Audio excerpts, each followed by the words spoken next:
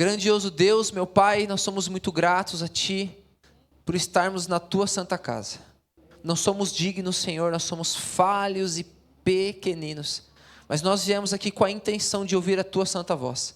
Pedimos ao Senhor que nessa noite, Pai, nenhum pecado possa nos separar do céu. Que haja confissão, que haja arrependimento e abandono. Que o Senhor nos dê força e graça, e unicamente pela força do Seu Filho, o Senhor possa se comunicar hoje com o Teu povo. Por favor, Pai, é o que nós te rogamos em nome de Jesus. Amém. Amém? Então você vê aí na sua tela o título: A Última Batalha, objeto de profecia. Esse título, ele nasce de um texto bíblico que eu quero que você abra a sua Bíblia aí, tá bom? No livro de 1 Timóteo, capítulo 1, o versículo 18, tá?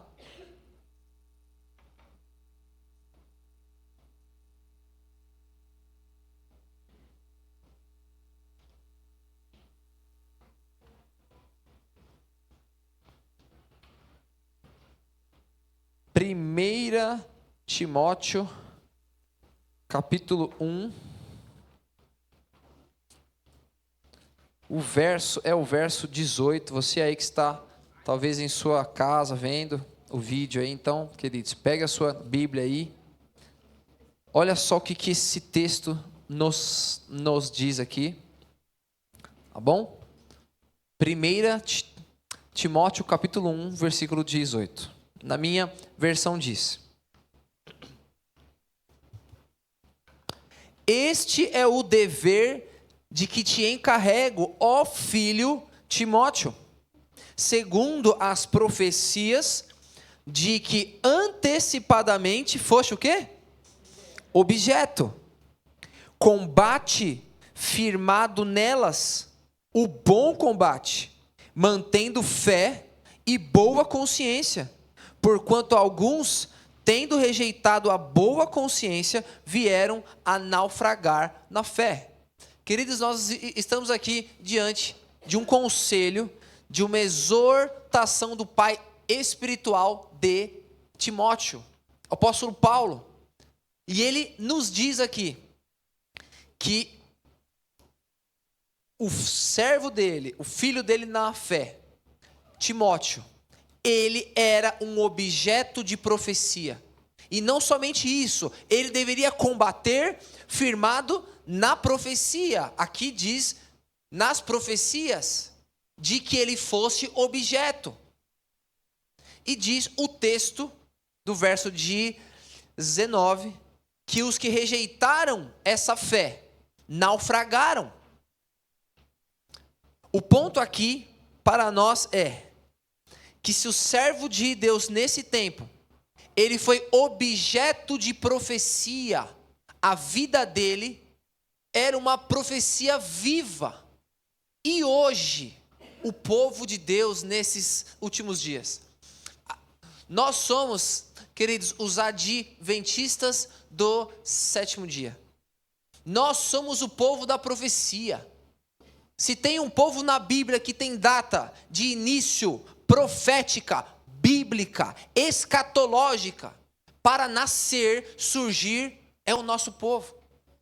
Isso não é motivo de arrogância, pois a Bíblia diz em João 10, versículo 16, que Deus tem filhos em outros apriscos.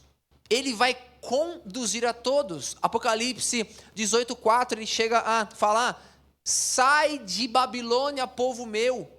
Então o povo de Deus está espalhado por todas as partes da terra.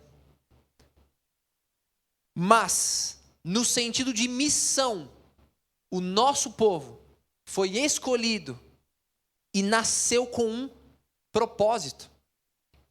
Quando você vai para o comentário bíblico adventista, volume 7, página 298, há um comentário feito em cima desse texto que nós lemos.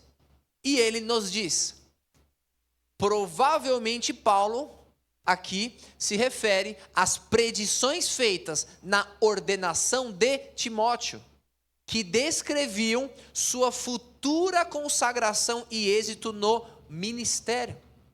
Essas palavras também podem indicar que o dever confiado a Timóteo de corrigir os que ensinavam uma doutrina diferente também fora validado por Deus mediante os profetas da igreja. O ponto aqui é que nós entendemos que esse texto, Paulo, ele está falando do ministério de Timóteo. Ele era um objeto de profecia, pois a profecia já apontava o ministério dele. E nós? Quando você pega a sua Bíblia lá em 2 Pedro 1, de 19, Pedro, ele falando um pouco da palavra profética, ele diz que ela, olha só, temos assim tanto mais confirmada a palavra profética, ao qual bem fazeis em estar atentos, como uma luz que alumia em lugar escuro, até que o dia amanheça e a estrela da alva apareça em vossos corações. Lá na sua Bíblia, em Provérbios 4, de 18, diz que o caminho dos justos é como a luz da aurora, que vai crescendo cada dia mais até ser dia perfeito. Queridos, o que sustentou o povo de Deus nesse tempo todo foi a palavra profética. Desde a queda dos nossos pais, Adão e Eva se viram perdidos, se viram expulsos do Éden. Mas o Senhor deu o que em Gênesis 3,15? A palavra profética. Ele disse que veria o Messias. E na profecia, na palavra profética, o povo de Deus foi o quê? Sendo alumiado, iluminado, guiado. Você estuda profecias? Hein? Estuda? Você gosta delas? Você entende que o seu povo é o povo que nasce delas, que foi fundado nelas? O apóstolo Paulo, ele não só diz que Timóteo era objeto de profecia, mas ele disse, combate firmado nelas. Você está combatendo nas profecias, você entende as profecias para o tempo do fim. Você consegue ver. Jesus, uma certa vez, ele disse assim, quando vocês virem o estandarte da abominação desoladora, de qual Daniel já tinha dito, vocês vão ter que, abandonar Jerusalém. E diz que os que estavam atentos à palavra profética, lá no ano 66,5, quando Roma invade Jerusalém, meu amigo, minha amiga, o povo que estava esperto na palavra profética levantou e falou, opa, é isso que Jesus havia dito. Arrumaram as suas coisas e ficaram só assim, espertos. Quando Roma, por intervenção divina, saiu de sitiar Jerusalém, o povo cristão deixou tudo e foi. Foram chamados de loucos, foram chamados de fanáticos, viu? Mas depois de 3 anos e meio, no ano 70, Roma novamente fecha Jerusalém, sitia o povo de Deus, e ali eles foram completamente destruídos. Aqueles que estavam atentos à palavra profética saíram salvos. E isso você vê repetidas vezes no povo de Deus. Quem está atento à palavra profética está sendo alumiado.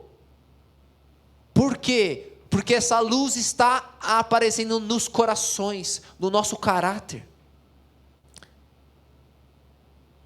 Vivemos, diz a serva de Deus, Ellen White, vivemos nas cenas finais da história da terra. A profecia cumpre-se rapidamente. As horas de graça escoam-se depressa. Queridos, nós não temos tempo, diz ela. Nenhum momento a perder. Então não sejamos achados dormindo na guarda.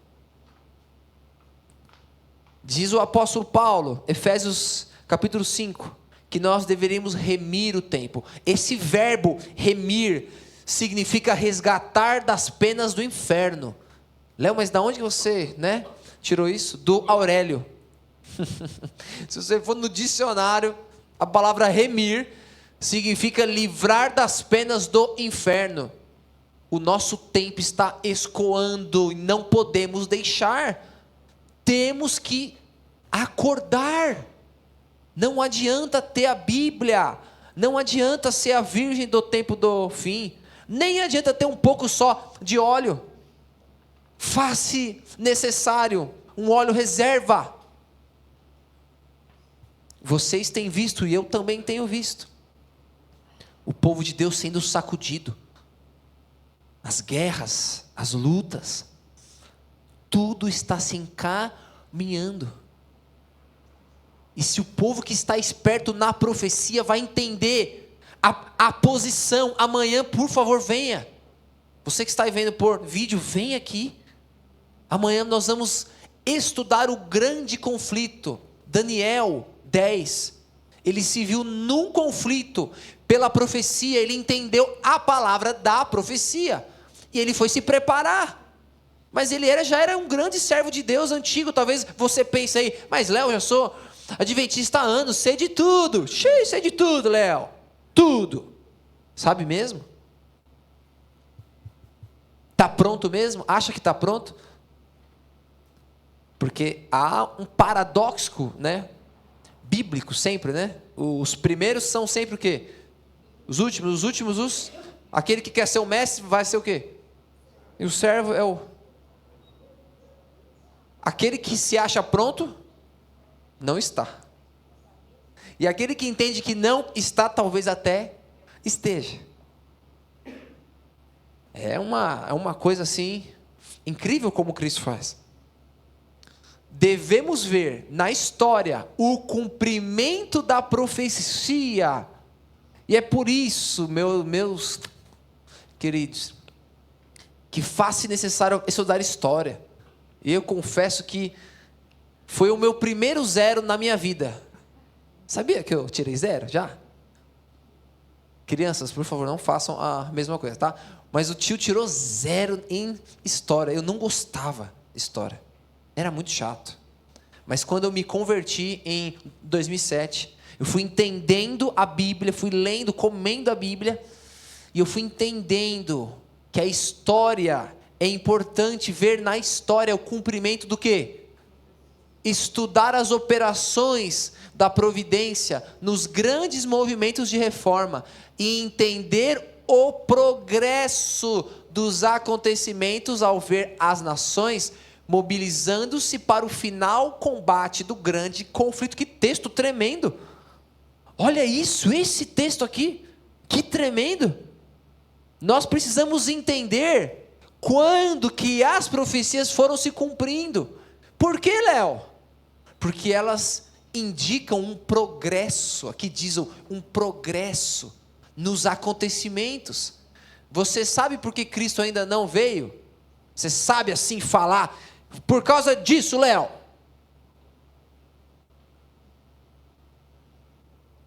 Sabe? Ou não? Ou, queridos, nós somos quem? Nós somos os adventistas. Adventista é o quê? Espera o advento. Por que ainda não ocorreu? A gente vai ver um pouquinho hoje. Nós vamos ver juntos aqui. Tá bom? O ponto é, precisamos entender. E aqui eu trouxe a famosa estátua, Daniel 2 e os animais de Daniel 7, que eu tenho certeza que a maioria de nós está o que já? Está careca de saber já, sobre isso. De forma rápida, de forma breve. Daniel 2, o rei tem um sonho. Daniel interpreta o sonho e diz que cada parte da estátua, exatamente, representaria um reino. Daniel 7 traz de uma outra forma os mesmos reinos, mas adiciona informações extras. E aí nós vemos a parte de ouro, leão é Babilônia, prata, urso, Medo-Pérsia, bronze, leopardo, Grécia, pernas de ferro, né? E o bicho feio, né? Que ele fala que era um animal que ele não sabia nem falar, né? Qual era? Era Roma. E os 10 dedos, com os 10 chifres, barro com ferro, representando as 10 nações bárbaras que hoje é a Europa. E depois dos 10 dedos, nós sabemos que viria uma pedra do alto e quebraria tudo. E esse seria o reino de Cristo. O ponto aqui é, nós entendemos que nós estamos nem nos dedos, né? Dizem que estamos nas unhas, né? Alguns brincam assim, né? Nós estamos nas unhas dos dedos. Nós estamos prestes a ver Jesus voltar pelas nuvens do céu. Amém? Amém. Você crê nisso? Amém. Nós estamos prestes. Mas por que ele ainda não veio? O que falta? Quando você pega a sua Bíblia, eu peço que você abra ela, Apocalipse 13, você vai entender um pouco do que a profecia diz para o tempo do fim desse reino. E você vai se aperceber se você está fazendo parte dela ou não. Olha só que coisa séria. Apocalipse 13, verso 1 e 2 diz. A gente pode ler até o 4. Fala assim, ó. Vi emergir do mar uma besta, que tinha 10 chifres, 7 cabeças, e sobre os chifres, 10 diademas, e sobre as cabeças, nomes de blasfêmia. Para aí. 7 cabeças. Contem aqui comigo quantas cabeças nós temos nesses 4 animais aqui. 1, 2, 3, 4, 5, 6 e 7. Então, Apocalipse 13 tem uma relação direta com a quantidade de cabeças que nós vemos aqui. Daniel 7. O texto diz que tinha também 10 chifres. Nós vemos aqui 10 dedos e 10 chifres. Então estamos cada vez mais estreitando os laços de Daniel 2, Daniel 7 e Apocalipse 13. Agora olha o versículo 2. A besta que vi era semelhante ao quê? Leopardo, com pés como de urso e boca como de... Olha só. Semelhante a leopardo nós temos aqui. Pés de urso nós temos aqui. E boca como de leão. Essa besta, olha só o que ela faz. Deu-lhe o dragão seu poder, o seu trono e grande autoridade. Então vi uma de suas cabeças como golpeada de morte. Mas essa ferida mortal foi curada. E toda a terra se maravilhou, seguindo a besta. E adoraram o dragão, porque deu a sua autoridade à besta. Dizendo, quem é semelhante à besta? Quem pode pelejar contra ela? Nós temos aqui uma profecia, presta atenção. Profecia, toda a terra vai se maravilhar seguindo a besta. Será um movimento mundial. E essa besta tem as características dos animais de Daniel 7. Léo, o que isso significa? Queridos, se tem uma coisa que te faz desviar de Cristo, e esse é o vinho de Babilônia, são as doutrinas falsas. Léo, doutrina como? Aquela lá de não guardar o sábado? É tudo que é crença. Eu vou te mostrar o quão profundo são as nossas crenças. As características desses reinos são expressos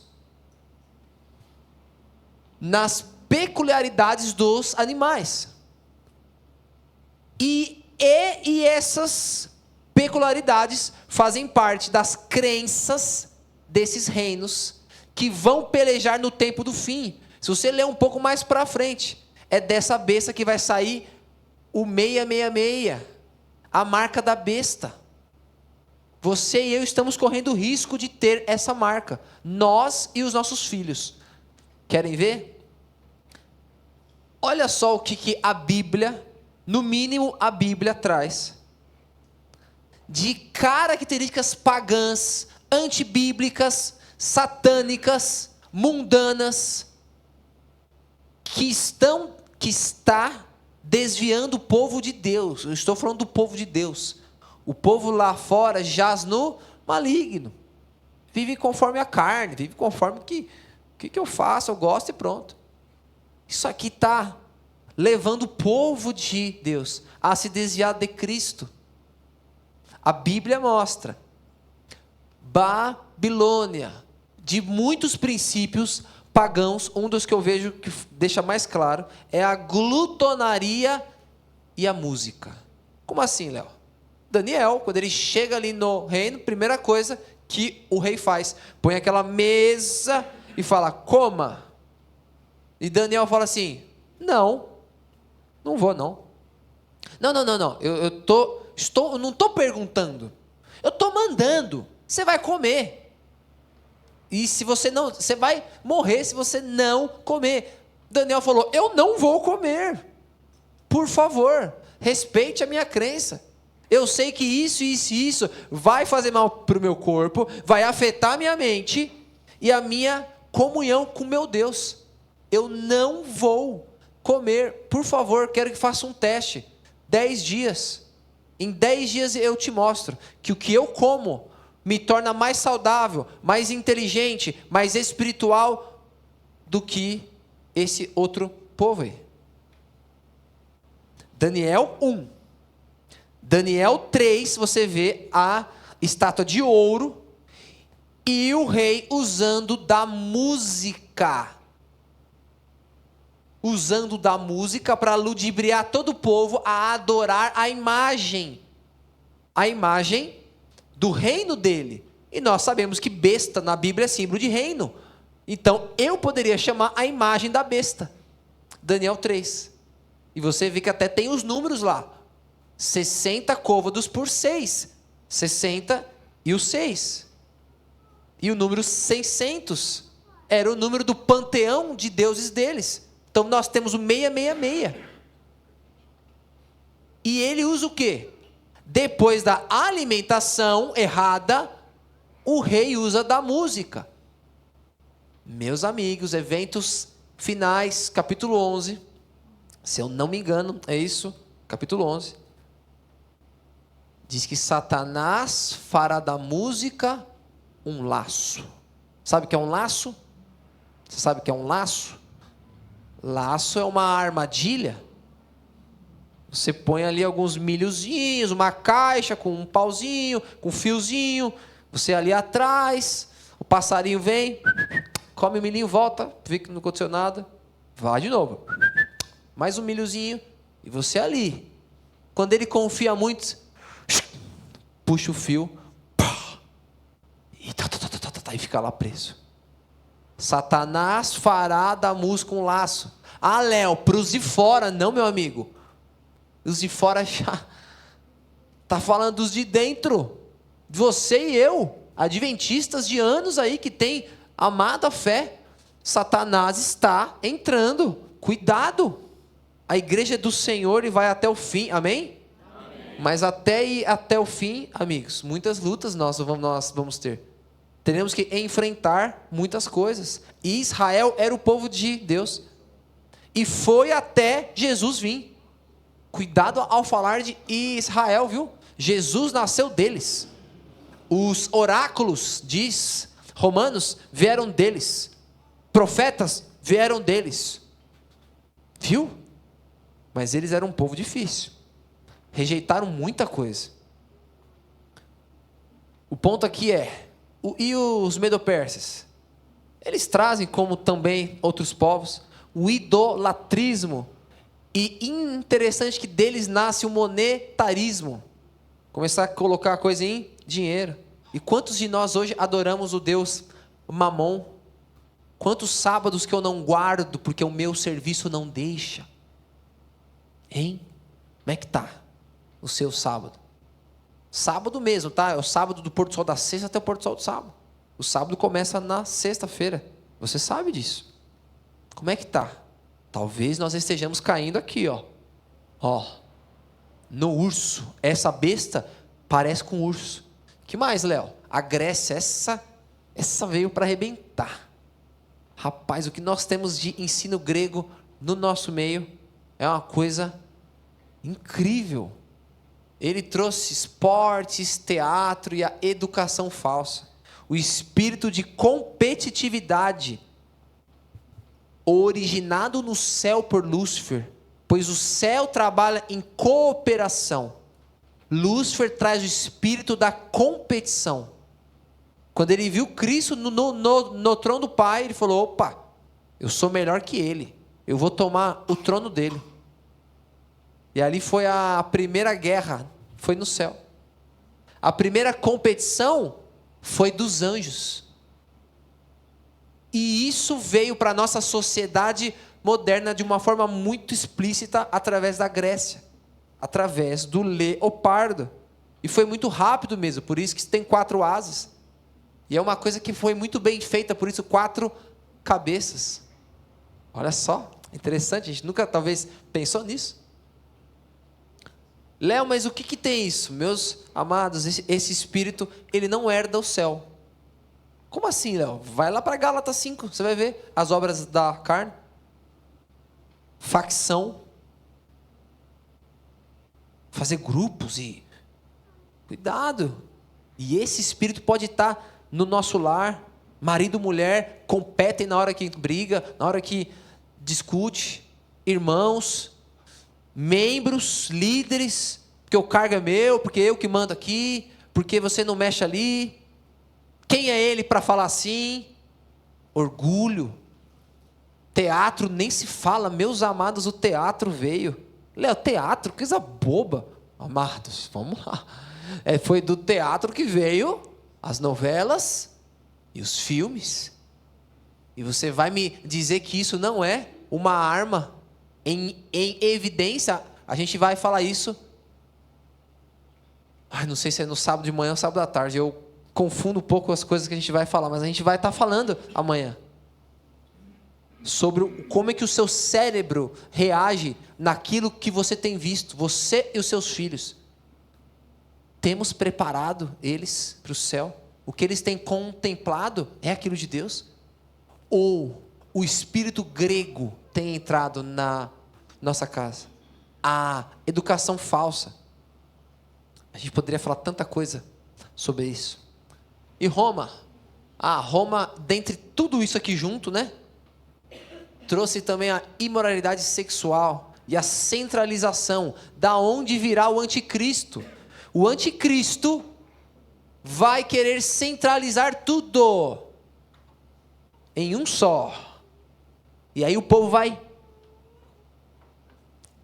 vai falar assim: ei, você aí, adventista, você falou que Jesus ia vir, e ele veio, olha ele fazendo cura, olha ele, e você vai falar: isso não é o meu Cristo. Como não? Ele não é o meu Cristo. Você terá que estar com a tua mente na profecia, seus filhos também, senão nós vamos cair. Nós vamos cair em todos esses princípios. De forma rápida aqui, santuário. Precisamos entender qual é o nosso papel. Então nós vimos o papel de Satanás na profecia do tempo do fim. Apocalipse 13, nós entendemos o papel do inimigo, os princípios mundanos que ele está trazendo na sua vida e na minha, no seu celular e no meu, na sua televisão, na sua vida íntima. Viu? Esperta, filho de Deus. A obra, amanhã nós vamos falar dos ardis dele. Venha vigilante, amigo. Amanhã talvez você tenha lutas para vir para a casa de Deus, viu? Fique esperto. Não deis lugar ao diabo. Amanhã nós vamos falar das artimanhas dele. E essa é uma delas. Agora, e nós? Qual é a nossa missão no tempo do fim?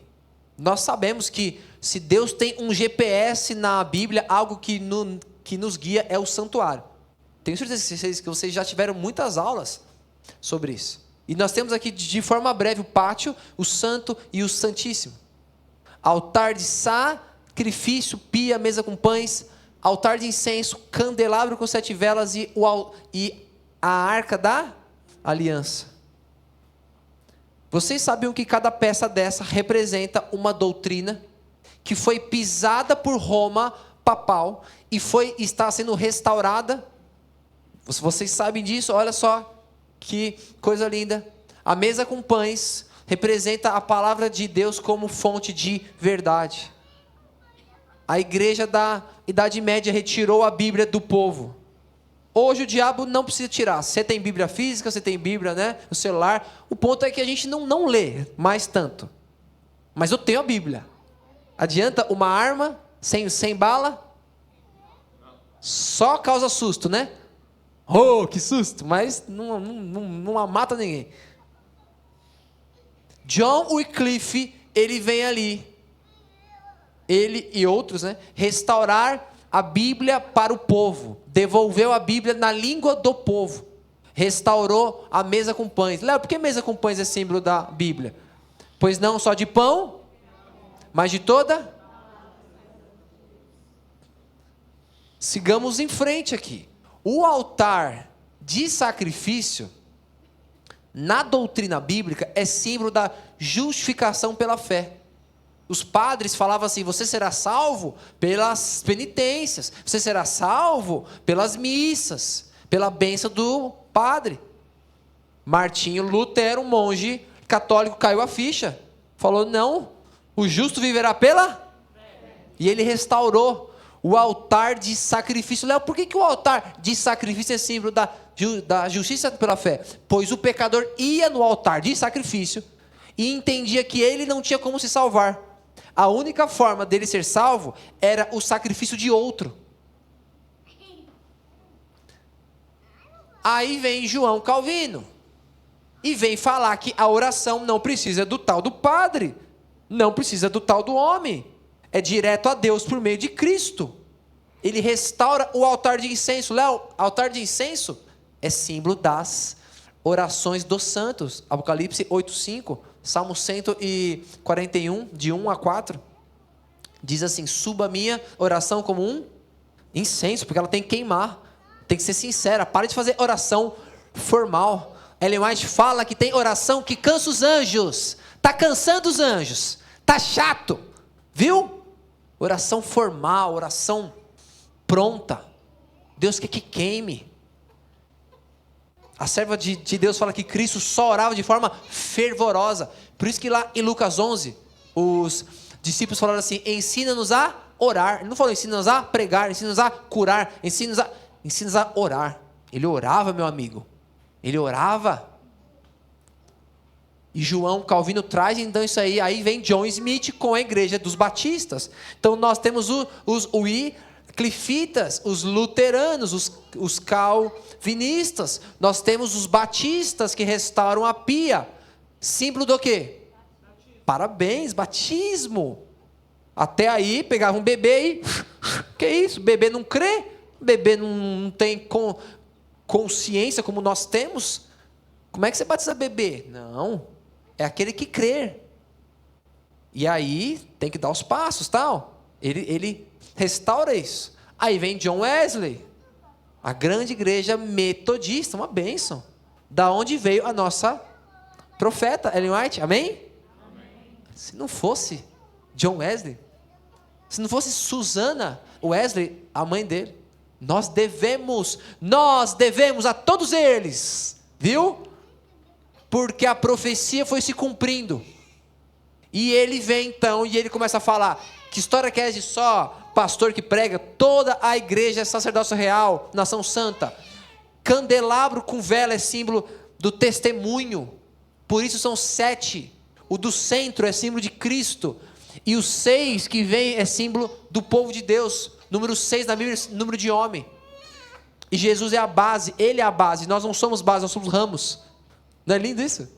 Ramos. E aí, amigos, falta a última peça. Quem que vocês acham que nasce para restaurar essa peça aqui? Tensão. Hã? Parabéns, os adventistas. Entenderam agora? Você e eu nascemos não por acaso nessa época e nesse povo. Eu dou glória a Deus de ser um adventista. Amém? Desculpa, eu sou muito feliz. Eu sou muito feliz. Muito pela minha esposa, pelos meus filhos e por ser adventista. Porque a luz que Deus deu para esse povo, esses livrinhos aqui, meus amados, nos guiando a esse livro maior aqui, é fantástico. Não pode ser do homem. Você lê, você fica, uau. Nós nascemos para restaurar a última peça. Não some não. O laser desapareceu. Vamos ver se a passagem também. Amado, deixa eu dar uma off on. Pronto, agora foi. Era só um teste aqui, tá bom? Amados, nós nascemos para restaurar a arca da aliança. Por quê? Porque é lá que o sumo sacerdote fazia o ritual do Yom Kippur. Yom significa dia. Hebraico, Yom. Kippur é o plural de purificar ou purificação. É o dia das purificações. Yom Kippur. O sumo sacerdote entrava lá. Nós somos o povo que entendemos isso. Nós compreendemos isso. E nós entendemos as peças que estão aqui dentro. Amados, acho que a pilha deve estar fraca. Quais são as peças que estão dentro da arca? Vai lá. Tábuas da lei, que mais? Vara de Arão, que mais? E o maná é símbolo de muitas coisas. Quer ver uma doutrina que cai por terra? Exato, a tampa, né? Quer ver uma doutrina que cai por terra só de entender as três peças lá? O antitrinitarianismo, que é um negócio que revolucionou há anos o nosso povo. Obrigado, querido. Quantos milhares, eu posso dizer milhares de adventistas, entre aspas, saíram do nosso meio falando: não creio na igreja, a igreja é Babilônia, pois não existe trindade na Bíblia. Não? Tá de brincadeira. 3 peças dentro da arca. Tábuas da lei, simboliza o Pai. Eterna, rocha, boa, todas as características da lei são as características de Deus. O maná, isso, o cará de Deus. O maná é símbolo de Cristo. Lá em João 6, Cristo falou assim: eu sou o pão que desce.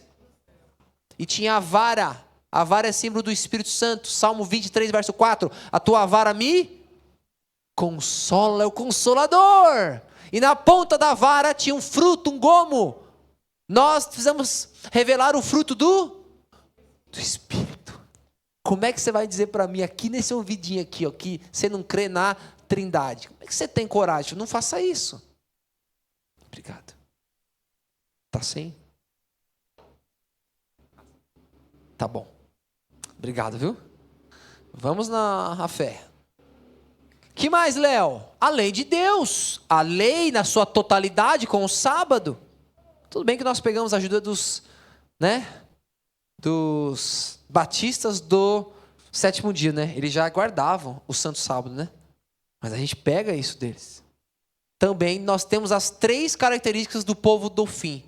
Quais são as 3 características do povo do fim em Apocalipse 14, 12 e 12, 17? Guardam os... Tem a fé de... E tem o testemunho de Jesus, que é o Espírito de... Léo, essas 3 coisas estão dentro da arca? Sim. Guardar os mandamentos de Deus. As 2 tábuas, não preciso nem falar para vocês. Ter a fé de Jesus ou em Jesus é o maná. Você pega o maná, a fé em Jesus. Aí você come o maná, você tem a fé de Jesus. Os dois termos no grego se encaixam. A fé em Jesus e a fé de Jesus. E depois nós temos a vara, símbolo do espírito de profecia. O espírito de profecia, meus amadinhos. Esses livrinhos aqui abençoados, que Deus deu para nos guiar. A vara na mão do pastor é para guiar. Mas quando a ovelhinha dá uma desviada, o que o pastor faz? Dá uma, diz, amor, nosso amigo, dá uma bordoada, não dá uma paulada, não dá um tapa não, viu, que é isso, que pai que é isso, cara fala brigando, dá paulada, não, é uma bordoadazinha, tum, isso aqui, ó, entenderam quanta coisa, tem mais coisa, nós temos, por exemplo, o maná é símbolo da reforma de saúde. Léo, que história que é essa, Léo? O povo de Deus saiu do Egito, mas o Egito não saiu deles. O que Deus falou? Vai comer maná. E o povo quis? Quis ou não? Opa! E hoje, estou querendo comer o maná que Deus está querendo dar? Ou insisto na comida egípcia? Vocês veem quanta coisa séria? A vara de Arão também foi para lá, por revolta à liderança. Estou me revoltando contra os meus líderes. Tem muita coisa aqui. Se a gente fosse falar, a gente ia ficar com muita coisa, mas de forma breve. Deus foi levantando. Até que horas, Daniela, lê. Até que horas que nós temos? Mas, que beleza. Aí que eu estou frito mesmo. Bom, vamos lá, pessoal. Que eu precisava mais de meia hora aqui, mas é brincadeira. A gente vai tentar ser rápido. Nós somos o povo de Deus que pegou todas as verdades que foram restauradas e as juntamos em uma só. Amém? Amém. É isso. Então, na palavra profética, você é objeto de profecia como Timóteo. Você precisa combater nelas. Se você não combate nelas, você luta no ar, como Paulo diz. Não era a vontade de Deus que a vinda de Cristo houvesse assim sido retardada. Por 40 anos a incredulidade, murmuração e rebelião excluíram o antigo Israel da terra de Canaã. Então Deus estava guiando o povo. Era para ter sido rápido. Em 2, 3 anos era para estar na terra santa. Mas o povo murmurou, reclamou, quis viver como Egito e demorou 40 anos. Não era a vontade de Deus isso. Deus sabia, mas não era querer dele. O querer dele era que seja mais rápido. Os mesmos pecados têm retardado a entrada do Israel moderno na Canaã celestial. Em nenhum dos casos houve falta da parte das promessas de Deus. É a incredulidade, a mundanidade, a falta de consagração e a contenda entre o professo povo de Deus que nos tem detido nesse mundo de pecado por tantos anos. É que o tempo está muito curto aqui, mas se você pega Coríntios 10, do 1 até o 13, você verá Paulo recontando a história de Israel e falando assim, a história deles serviu-nos como exemplo. Essa palavra do grego, exemplo, a palavra tupos, da onde nasce o nosso termo tipo. É como se Paulo tivesse falado, Israel é um tipo da igreja no tempo do fim. Se eles se revoltaram contra o maná, o nosso povo vai ter lutas também, para mudar aquilo que come. Se eles, quando Moisés subiu ao céu, adoraram um bezerro de ouro com músicas egípcias, talvez o nosso povo esteja quase caindo nisso. Nós temos erro por erro, estudado, se repetindo. Entenderam? Você pode ser objeto de profecia e certamente será, tanto para as boas quanto para as más. A serva de Deus ainda fala, houvessem os adventistas, depois da grande decepção de 1844, ficado firmes na fé e seguido avante em união no caminho aberto pela providência de Deus, recebendo a mensagem do terceiro anjo e proclamando ao mundo, haveriam visto a salvação de Deus. O Senhor haveria cooperado com eles, a obra se haveria completado e Cristo haveria o quê? Você crê nisso aqui?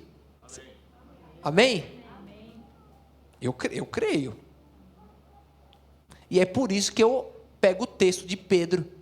Segunda Pedro, né? Acho que é 3,12, né? Que ele fala assim: esperando e apressando. Léo, você pode apressar a volta de Cristo? É o que a Bíblia está falando. Mas, Léo, Deus não tem a data dele. Você acha que... Amados, entenda isso aí. Entende que você não vai conseguir entender tudo. Eu creio nos textos. Eu pego o texto e entendo ele. Apressar quer dizer que eu posso apressar. Diz aqui que já era para Cristo ter vindo. Diz aqui que a igreja está retardando a nossa entrada no céu por causa da mundanidade. A sua mundanidade e a minha incredulidade e a sua, a minha e a sua falta de consagração e as nossas contendas, as nossas brigas. Eu estou certo e você não, viu? É isso aí. Tem nos tirado do céu, tem retardado a vinda de Cristo. Era para ele ter vindo. O que eu estou querendo dizer com isso?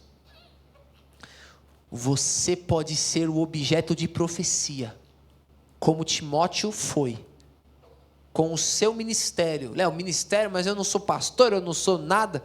Você é um adventista. Amém. Você tem um ministério. Todos vocês, nós todos temos um ministério. E você pode ser um objeto de profecia. Não importa se você é novinho, se você é mais velho. Ah, Léo, mas eu estou com 80 anos, só fico em casa. Liga, vai orar, vai mandar mensagem. Meu amigo, não sei mexer no celular, pede para a sua neta. Ô netinha, me traz aqui, põe alguém que precisa ouvir de Deus que eu vou orar aqui. Você pode fazer muitas coisas.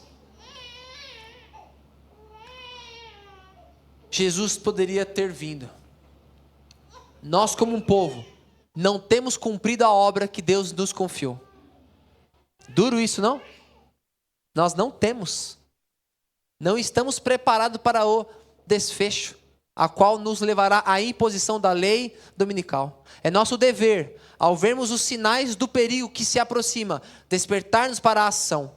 Que ninguém se assente, presta atenção nessa frase, em calma expectativa do mal, confortando-se com a crença de que essa obra terá de prosseguir, porque a profecia assim o disse. E que o Senhor guardará o seu povo. O que ela está querendo dizer? A gente não pode se assentar na mornidão laodiceana e falar: as profecias vão se cumprir. Jesus já era para ter vindo, ele não veio. A igreja cumpriu a sua obra? Não. Muitos estão chamando ela de Babilônia, estão fazendo de forma errada. Você aí que está vendo o vídeo aí, se você faça parte de um grupo, está chamando essa igreja de Babilônia, você está errado. Essa igreja é a noiva de Cristo, amém? Amém. Ela surgiu para finalizar a obra, amém. E ela vai até o fim. Amém. Até o fim, eita, eu gosto disso. Você precisa ficar nela, põe cola aí na sua bunda, senta no banco, e não sai dela não, ajuda ela, perdoa ela, tem misericórdia da igreja, do seu pastor, não é fácil não, viu? Ser pastor nesses dias, tem misericórdia dele. Ora por ele, visita ele.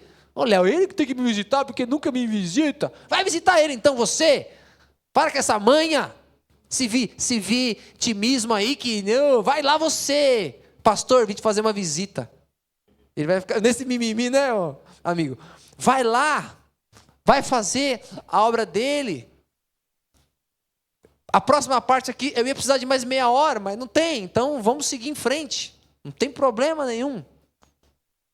Mas de forma breve aqui, amados, a serva de Deus disse que a gente deve mostrar ao povo aonde nos encontramos na história profética.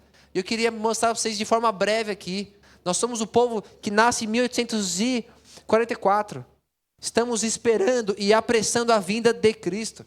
Até lá, a serva de Deus, Eventos Finais, capítulo 11, diz que teremos falso reavivamento lá fora e aqui dentro. Falsa música. Sensações de sentimento, não de razão. É o que vamos falar amanhã à tarde. Ideias antibíblicas, ideias revolucionárias, ideias mundanas, evangelismos não bíblicos. entrando. E aí Deus dará um reavivamento e reforma. Dando isso, teremos a chuva serôdia para dar o alto clamor. Sairá o decreto dominical em resposta ao alto clamor que envolve o sábado. Aí a porta da graça se fecha. Cada ponto aqui demandaria 1 hora ou 2, uma semana de oração para a gente aqui.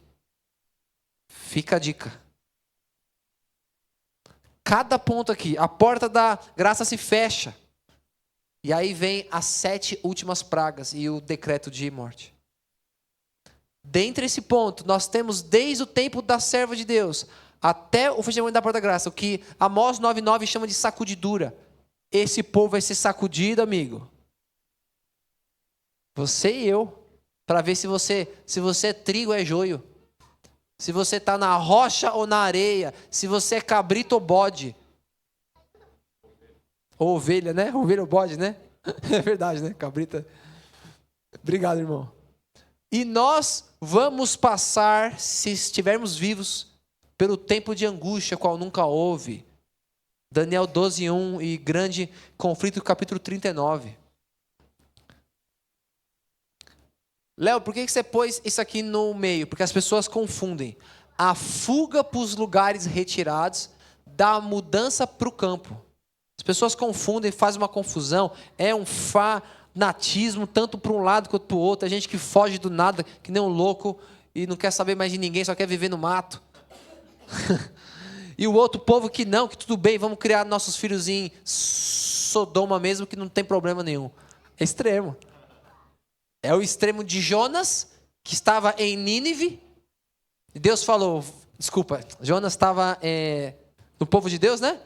E aí Deus falou, vai para Nínive. Eu não vou não, que eu tô no campo, eu não vou. Você vai salvar a alma, você precisa ir lá. Não vou. Ah, vai. Ah, não vou. Vai.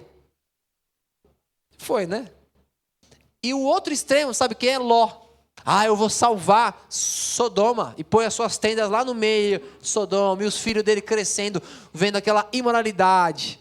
Mas morreu o genro, morreu a filha mais velha, morreu os filhos com as nora, morreu os netos, morreu as 2 meninas que saíram salvas. Né? Fizeram atrocidade, imoralidade com o próprio pai. A esposa virou estado de sal. Extremos. Não caia em extremos. Deus tem uma mensagem racional, estratégica, de o povo de Deus ir se afastando dos grandes centros e ir para o campo pouco a pouco, com equilíbrio, com calma. A serva de Deus fala, não force a barra, não se perca nada, vai com calma. Conforme Deus abre as portas, ela fala. É uma mudança, precisa ser feita, claro, mas não de forma desesperada. Aí aqui sim, meu amigo, aqui é pernas para que te quero. Aqui não tem mudança, cálculo. Ai, vamos comprar um sítio? Não tem, meu amiguinho, não tem como comprar um sítio aqui. Aqui acabou. Aqui, meu amigo. Olha o que vem antes aqui. O decreto. Você está encurralado pelos homens. Porque por Deus ele vai até o fim. Até o fim ele vai estar com você. Não tenha medo não, viu? Não precisa ter medo. Seja corajoso, não temas. Só que você precisa entender que aqui não é tempo de comprar sítio e plantar mandioca. Mandioca quanto tempo dá? Tomei um caldo agora, né, amorzinho? De mandioca ali, rapaz, que caldo que é esse? Delícia, ó. Eu sei, desculpa, vocês estão com fome, né? Mas eu não posso mentir, o caldo tá muito bom mesmo. Sobrou. Se quiser ir lá, passa lá. Sobrou um pouquinho, né, irmã? Amados, a mandioca, elas são meses e meses. Como é que você quer agora mudar para o sítio para comer da terra? O tempo é aqui, é agora. E nós temos também o tempo de selamento. É uma das causas, porque Cristo não veio ainda. Léo, como é que você me prova isso? Que história que é essa? Olha, a Bíblia fala, Apocalipse 7. Segurem os 4 ventos. Não deixa a guerra acontecer. Não deixa o fim vir. Mas por quê? Porque o meu povo ainda não foi o quê? Entenderam? Não estou trazendo nada para vocês. diferente. É a nossa crença. Tudo que eu trago para vocês é baseado nisto cremos. Eu sou adventista, dizimista, creio na Trindade, creio nesse povo, nossos líderes. Eu estou aqui, não somos de vários grupos aí não. Somos adventistas. O ponto é que existem verdades nossas que estão decaindo. E uma delas é essa, nós não entendemos o tempo sério de selamento. Apocalipse 7, Ezequiel 9, estudem. E aí nós entendemos que para estar pronto para tudo isso aqui, o ponto-chave é aqui, ó. Se você for reavivada e reformada, reavivado e reformado, você não precisa se preocupar com mais nada aqui, ó. Mais nada, meu amigo. Você vai estar pronto, você vai estar ouvindo Deus, você vai estar ali esperto. Deus falou, você vai e volta e dá meia volta. Agora, se você não está sendo reavivada, minha irmã, você não está sendo reformado, meu irmão, meu amigo, tenha medo. Tema. Você não está pronto. Não está pronto. Devemos esperar até que se cumpram as profecias do fim antes de dizermos alguma coisa ao seu respeito? Teremos que ver as coisas preditas se realizarem antes que acreditemos no que ele diz? Não. Você tem a palavra da profecia. Tem uma visão da serva de Deus, livro Evangelismo, que ela diz assim. Desculpa, eu sei que eu estou passando um pouco do tempo, mas aguenta aí, por favor. Rapidinho. É muito sério isso aqui. Talvez a gente nunca... Mas tem essa chance? Não sei. Amanhã eu posso cair duro ali. Então aguenta aí um pouquinho só, rapidinho. Desculpa, é coisa rápida. A serva de Deus tem uma visão terrível. Que ela vê bolas de fogo caindo nas cidades. E povo de Deus lá. E povo que não é de Deus lá também. E a bola cai, destrói um monte de coisa. E o povo de Deus fala assim, nossa, bem que Deus falou mesmo. Aí um povo de fora fala, vocês sabiam? Vocês sabiam que eu caí bola de fogo e não nos avisaram? Você já pensou? Aquele vizinho seu que bebe, aquela sua vizinha que ouve funk lá alto, lá que você não aguenta. Você já falou para ela? Muitos deles vão nos cobrar, porque não entendemos os objetos de profecias para o tempo do fim. Isso é sério e eu não brinco com isso. Você precisa, e eu também, entender, estudar, compreender, viver. Por que você está saindo do grande centro? Por que você está tentando mudar para um lugar? Vem cá, senta aqui, você tem uma hora? Tenho. Você abre a Bíblia e mostra. Então você está mudando para um lugar mais calmo. É por causa disso aqui. Uau! A pessoa desperta. A pessoa acorda. Mas eu estou nem aí, não sei nada que está escrito, não sei o que vai acontecer, eu não sei, não mudo vida, não mudo nada, meu filho, mesma coisa do mundo, minha esposa, é tudo igual. Não muda nada, sou igualzinho o mundo. Eles vão perguntar o que então? Eles vão ver o que então? Abraão, Moisés, Josué, Samuel, João, Jesus, Martinho, Lutero, os nomes deles representavam as missões e o caráter deles. Abraão, Deus precisava de um pai para começar uma nação. O nome dele, pai de muitos, representava a necessidade e missão do povo. Elias, o povo estava adorando Baal. O nome de Elias é o Senhor é o meu Deus. O nome dele trazia a missão e a necessidade do povo de ter só Deus como Deus. E cada um deles é assim. No tempo de Lutero, Deus precisava de um guerreiro famoso. Pois é, que incrível isso. Martin é guerreiro. Lutero é famoso. Ele foi um guerreiro da fé famoso. O nome dele trouxe a missão dele com a necessidade do mundo. Léo, por que você está falando isso, Léo? Porque nós temos também uma necessidade. Apocalipse 3 diz, Laodiceia, vocês precisam comprar ouro, refinado pelo fogo. Vestes brancas, para cobrir. Que mais? Ouro, vestes brancas e colírio. Pois é, queridos. Elen significa a tocha que ilumina os olhos, que está escuro, o olho está embaçado, vem um colírio, vem uma luz, vem uma tocha, ilumina. Gold é um variante de gold, que é ouro, e white, branco ou branca. O nome dessa mulher traz a missão e a necessidade do povo no tempo do fim. Por isso Deus a levantou. O que nós temos feito? Essa palavra que Paulo usa ali, objeto de profecia. Essa palavra profecia é o mesmo grego de Apocalipse 19:10. Quando o anjo falou assim, ó, João, eu sou conservo teu. Aqueles que guardam as palavras de Deus e têm o testemunho de Jesus, que é o espírito de profecia. Você quer ser objeto de profecia no tempo do fim, do lado certo, você precisa estudar os livros de Ellen Goldwhite, porque esses livros nos levam até esse livro aqui, ó. Eu nunca entendi tão bem esse livro, depois que eu comecei a ler, estudar, marcar esses livros aqui. Eu não posso dar outra dica mais de ouro para vocês. A dica de ouro. Dica de ouro, amados. Dica de ouro. Nosso Nisto Cremos diz que ela é uma fonte autorizada de instrução, correção e orientação. Satanás quer enfraquecer a fé do povo nos testemunhos dela.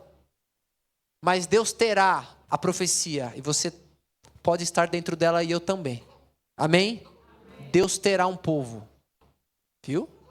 Zeloso de boas obras, que permanecerá firme entre as corrupções dessa época degenerada. Haverá um povo que se apegará tão firmemente à força divina, que estará à prova de toda tentação.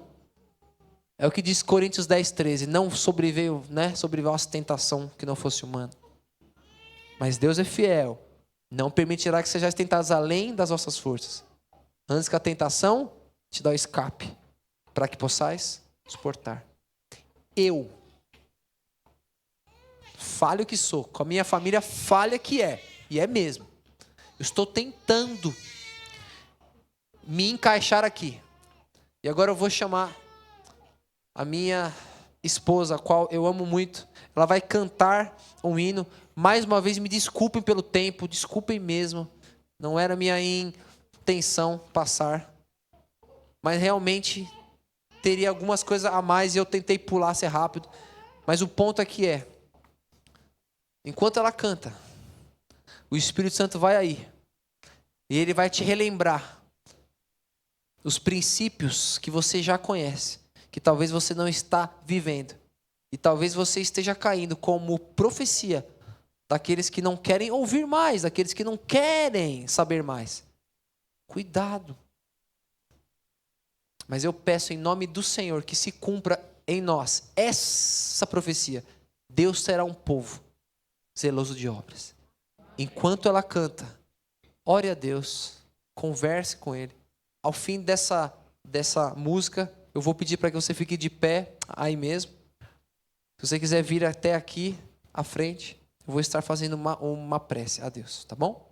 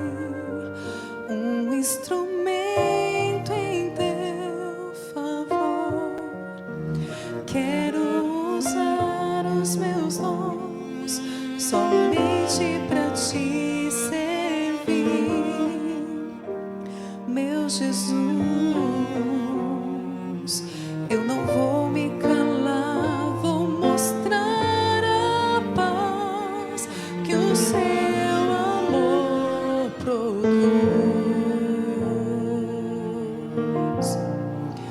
Todos verão teu poder refletido em mim, saberão que pertenço a ti,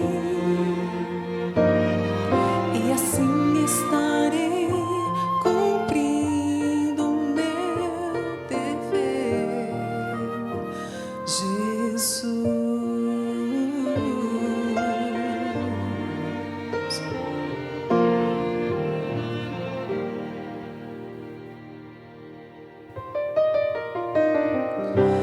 O mundo aqui não reconhece o teu amor,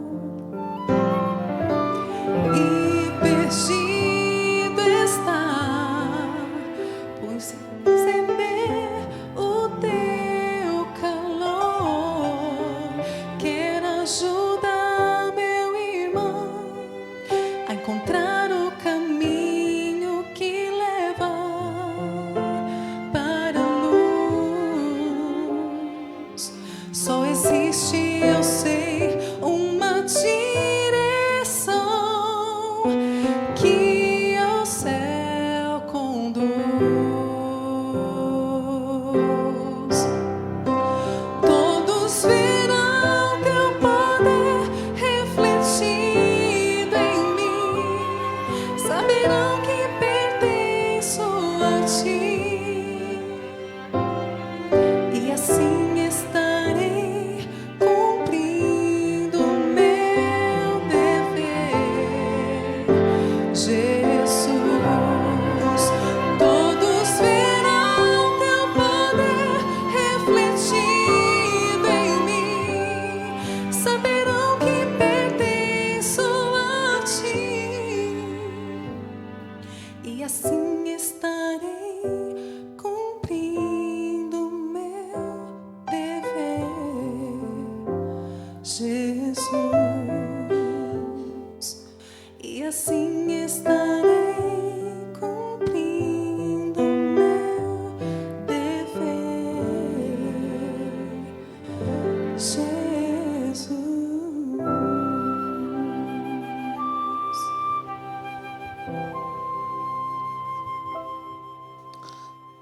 Nós precisamos cumprir o nosso dever. O Senhor te chamou para essa obra. Você não é qualquer um nesses últimos tempos da terra. Você, como Timóteo, é objeto de profecia. Amém? Oremos. Querido Pai, somos gratos a Ti porque o Senhor nos trouxe hoje à Tua casa. E o Senhor hoje falou de forma intensa, Pai. Nós pedimos ao Senhor misericórdia porque talvez, falo de mim, Pai, não tenho feito o suficiente, não tenho comungado com o Senhor o necessário para que todos vejam em mim a Tua glória, como foi aqui cantado de forma linda, Pai. Nós precisamos muito da Tua glória em nós, assim como Moisés subiu ao monte, Senhor, e comungou com o Senhor, e olhou, Pai, a Tua glória, ele desceu do monte brilhando, resplandecendo. Pai, será que as pessoas estão vendo Cristo em nós? Será que elas percebem o Teu amor, a Tua santidade nos nossos hábitos, no nosso semblante? Falo por mim que muitas vezes não, Senhor. Por isso, como congregação, nós pedimos perdão. E nós confiamos em Teu nome que o Senhor nos perdoa e o Senhor nos capacita. Pai, unge o Teu povo, abençoa não somente a nós, mas aos nossos pastores, aos nossos líderes, aos nossos irmãos de todas as partes, Pai, dessa terra. A Tua igreja precisa finalizar essa obra. A profecia precisa se cumprir em nós. Até quando, Pai, o Senhor não voltará? Até quando o Senhor esperará? Porque quem espera é o Senhor e não nós, Pai. O Senhor já era para ter vindo, diz o texto. E a Tua igreja não fez a obra. Então, Pai, eu peço, Pai, que em nossa geração possamos ver o Senhor vir pelas nuvens dos céus. E que possamos fazer a nossa parte, não só esperando o Senhor, mas apressando a sua vinda. Rogamos ao Senhor essas bênçãos. Nos leva agora para os nossos lares e nos traga amanhã bem cedo. É o que nós te pedimos em nome de Jesus. Amém. Amém, queridos. Uma boa noite a todos.